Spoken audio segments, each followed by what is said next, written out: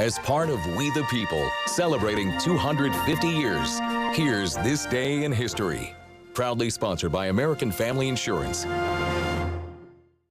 As we count down to America's 250th birthday this summer, we're sharing our We the People series, the people, places, and things of the past that have shaped our country into what it is today. Here's Charlie Shortino with This Day in History.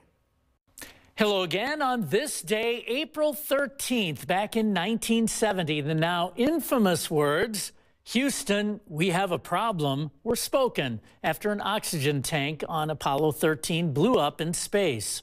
Those words were spoken by astronaut Jim Lovell, who grew up in Milwaukee and attended UW-Madison for 2 years. He and two other astronauts, John Swigert and Fred Haise, left Earth 2 days earlier on Apollo 13, bound for the moon.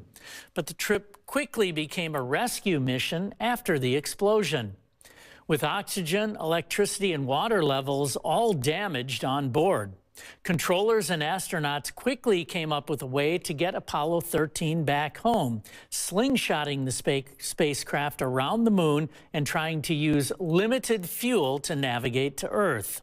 With the country and the world watching, Apollo 13 splashed down in the Pacific Ocean safely 4 days later on April 17th.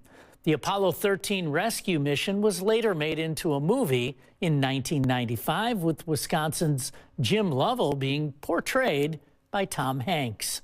That's This Day in History for April 13th. For We the People, I'm Charlie Shortino.